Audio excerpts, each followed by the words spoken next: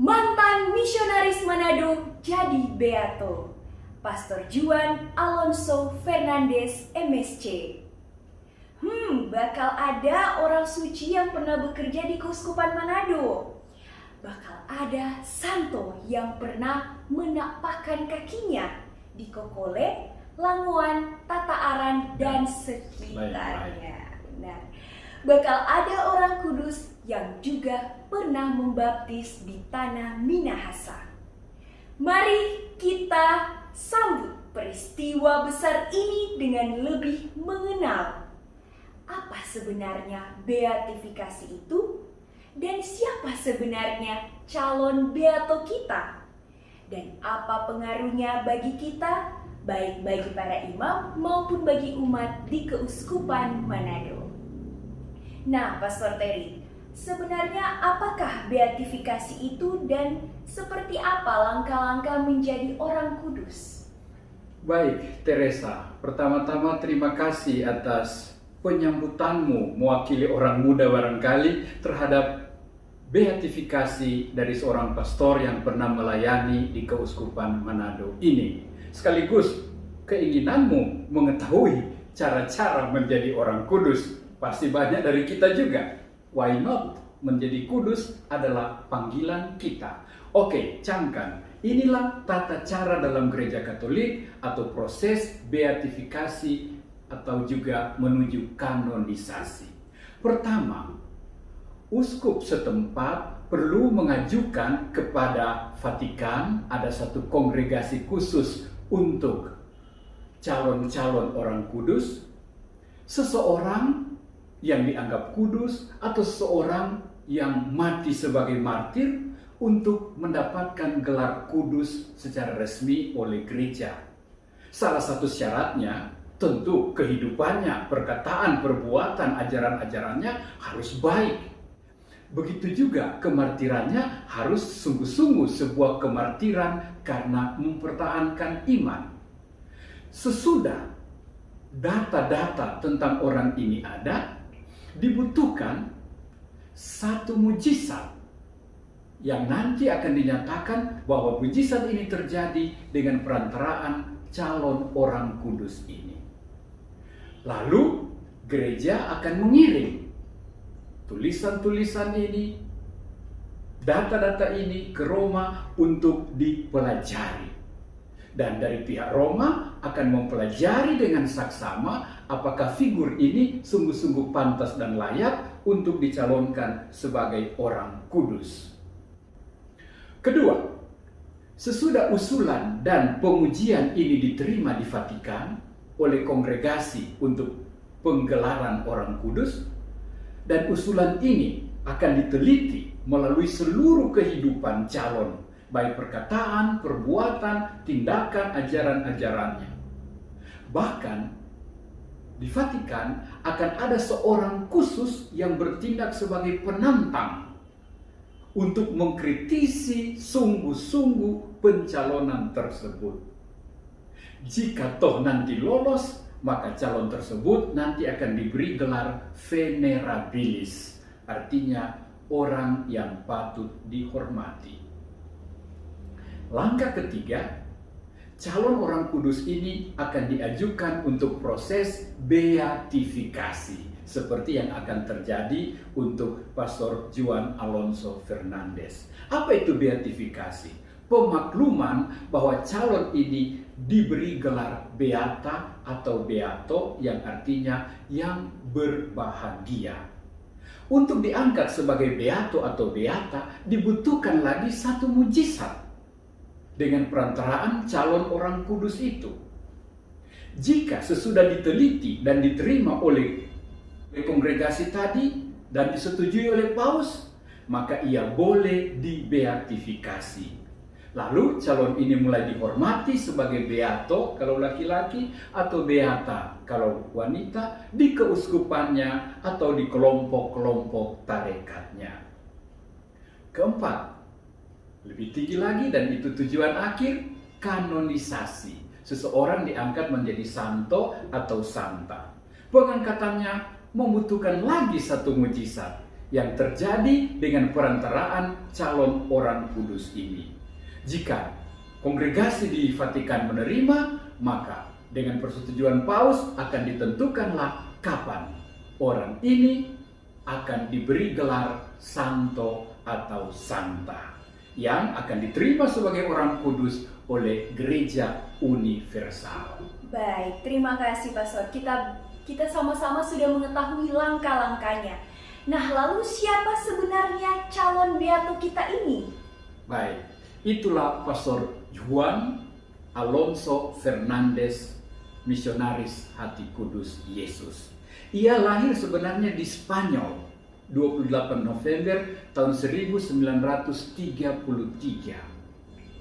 Kemudian dia ditabiskan imam MSc pada 11 Juni tahun 1960. Dia menjadi misionaris di Manado, berkedudukan di Kokole antara tahun 1963 sampai 1965. Dan dia mengalami kemartirannya di Quiche, Guatemala pada 15 Februari 1981. Baik, mestinya masih ada saksi hidup yang pernah dilayani beliau atau mengenal beliau. Apa ada sesuatu yang bisa dikenang dari Pastor Alonso ini? Ya, saya percaya di Kokole, Langoan, atau di beberapa tempat lain masih ada orang-orang yang pernah berjumpa dengan Pastor Martir Juan Alonso ini. Beberapa saksi hidup antara lain Monsinyur Suatan. Dia pernah satu pesawat dengan Pastor Juan Alonso dari Manila menuju Jakarta. Waktu itu Monsinyur Suatan masih seorang frater MSc.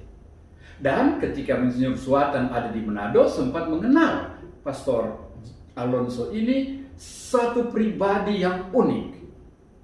Ia seorang pastor explorer menurut Bapak Uskup Suatan, ya, penjelajah, berjenggot, berjubah putih, bersalib misionaris yang tergantung di dada, dan bermotor besar kayak moge, motor gede. Secara fisik ia terkenal sangat kuat, berbadan besar, sehingga ada kesaksian dia pun pernah membanting seekor sapi yang ribut-ribut dekat tempat tidurnya. Apalagi motor besarnya, jika harus melewati sungai-sungai yang tanpa jembatan atau jembatan terlalu sederhana, bisa hancur karena motornya yang besar, maka dia sendirilah yang akan menjinjing, yang akan mengangkat, menggendong motornya untuk menyeberangi sungai-sungai itu. Misionaris penjelajah ini bagaikan sosok yang haus akan jiwa-jiwa. Sehingga kendati bertugas di Kokole, ia sampai mengunjungi dan membaptis juga di beberapa daerah lain sekitar Danau Tondano, Tataaran, Langoan, Tombatu dalam kurun waktu 2 tahun di Minahasa di Manado ini. Nah, Pastor, saya pernah lihat fotonya sedang berada di moge, di motor gede, membonceng seorang anak kecil. Andai anak itu masih ada ya, Pastor? Dan masih ingat. Iya, ya? dan masih ingat. Ada foto kenangan bersama dengan calon beato kita pada hari ini. Oke, Pastor, apakah ada perayaan khusus di mana kita tahu bersama Pastor Juan telah meniti karir misionarisnya di Tanah Minahasa. Dalam rangka beatifikasi ini, apakah ada misa mungkin atau perayaan lainnya?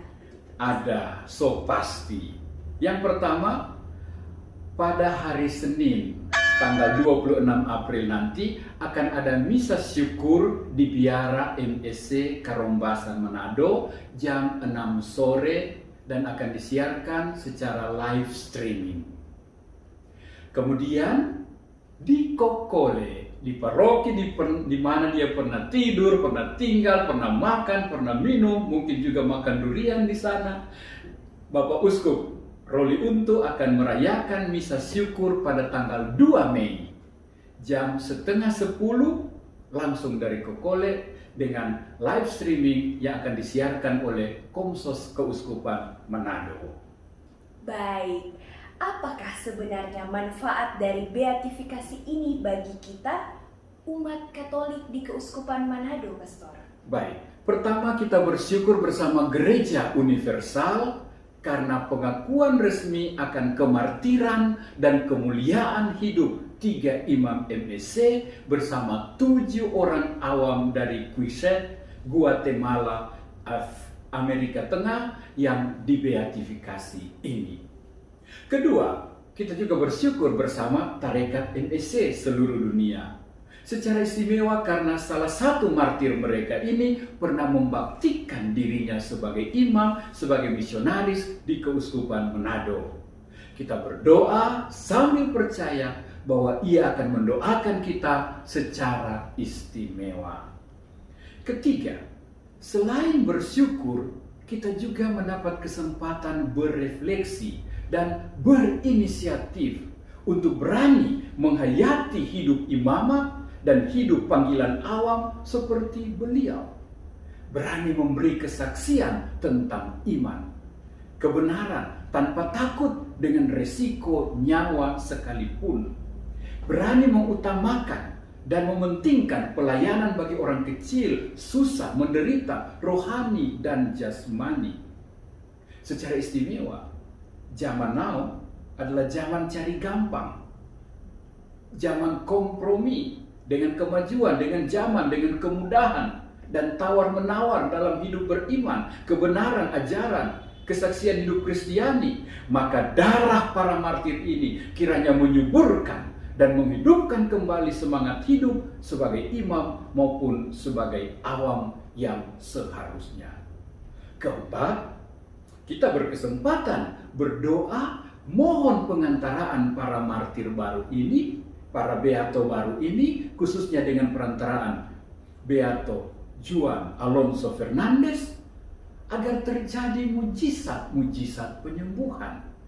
Karena ini sangat normal dan banyak mujizat sering terjadi dengan perantaraan calon-calon orang kudus baru ini.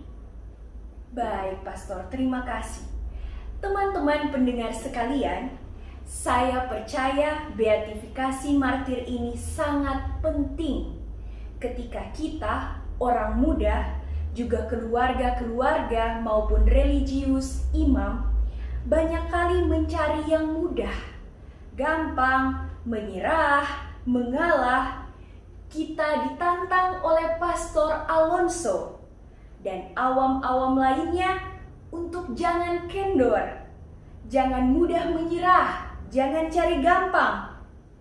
Beriman, membela iman, dan memperjuangkannya. Maaf, kita sering hanya cekcok sedikit dengan pasangan, langsung give up, mau cerai. Ketika tugas, pekerjaan, panggilan menuntut korban, mati raga, kita malah give up, kita lari dan kita mundur. Ketika kesaksian dibutuhkan, ketika kebenaran diperlukan, kita malah ikut arus dengan orang lain, mungkin dengan zaman.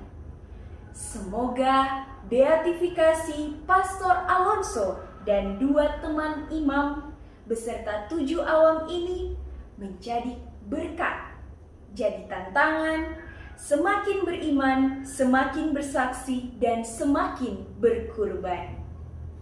Terima kasih, sampai jumpa pada edisi kedua.